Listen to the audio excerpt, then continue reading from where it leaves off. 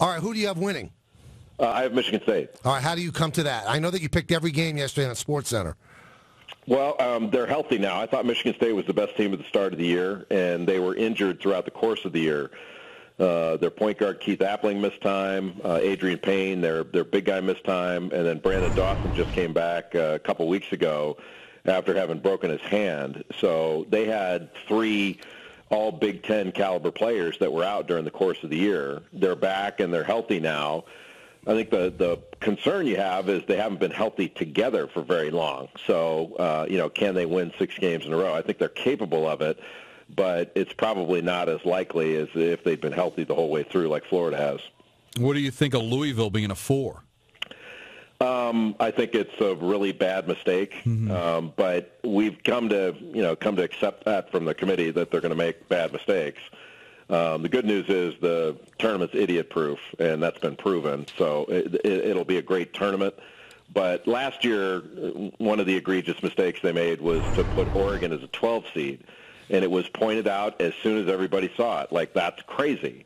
And when you're not only sort of jobbing the team that gets the bad seed, it's the team that they have to play against is really the major problem. It ruins the sort of the integrity of the bracket, and nobody likes the word integrity like the NCAA.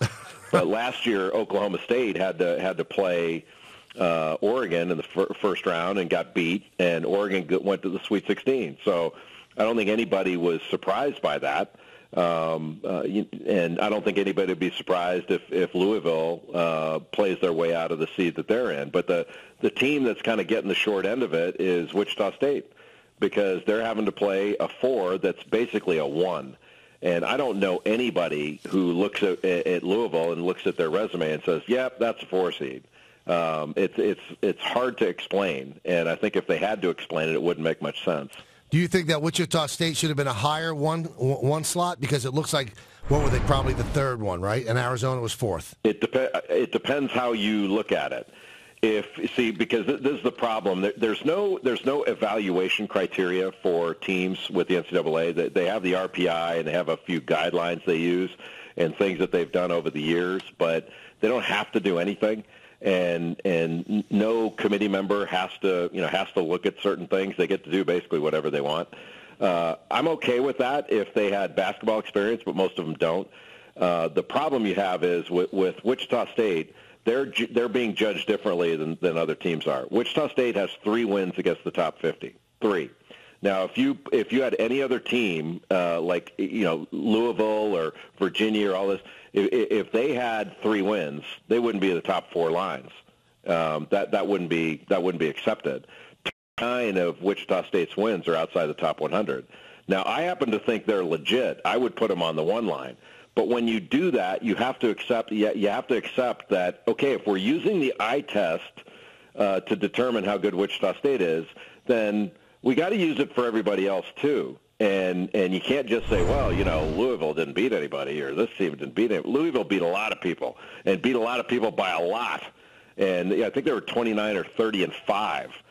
So the idea is somehow that they were closed out of the top 3 seed lines, essentially not one of the top 12 teams in the country, is kind of laughable. Can Syracuse essentially getting a couple of home games here early get them going again? Well, being healthy will get them going again. If Trevor Cooney starts hitting a couple shots, and they need to score and transition off offensive rebounds, that's when they've been at their best. Hitting a couple shots will help. But they haven't been good offensively all year long. I've been saying that from the very beginning. Like this is not Boeheim's best offensive team. It's not his best defensive team. It's been extraordinary in late game situations and when the game's been on the line. But when they played against their toughest portion of the schedule, they had a really brutal ending to the season schedule-wise. So if those things had been spread out during the course of the conference season, I don't think anybody would be, up in arms about, oh my God, there's something wrong with Syracuse. It happened all in a row and all at once, and plus they had Jeremy Grant out, and they're not, they beat Maryland at Maryland without Jeremy Grant. He didn't play much in a couple other games, 2 of which they lost. So that's a big part of it. He's one of the best offensive rebounders in the country and an excellent defender, and he scored a lot of points for them this year. I look at the number one seeds, the teams on the one line, Jay, and the one that I think has the hardest trip to the Final Four, and maybe you disagree, would be Virginia. I mean, that's a beast of a bracket that they have to get through. There's a lot of good teams. Well, there are good teams in every bracket, but you're right. I think that's difficult. But I think the South is harder. South has Florida, Kansas, Syracuse. I think UCLA's in there. New Kansas. Mexico. They screwed up the seed on New Mexico. New Mexico's not a 7 seed. They're more like a 5. And Michigan State is not a 4. They're higher up there. The idea that somehow, everybody knows they're healthy now. That's not news to the committee.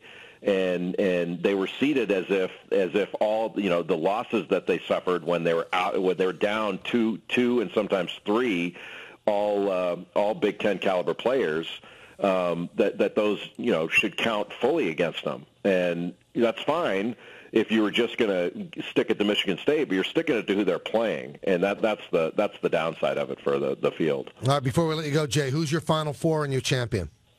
Well, I already told you Michigan State is my champion. I've got Wisconsin going out of the West, Louisville going out of the Midwest, and I think Kansas is going to barely clip Florida to get to the Final Four as well.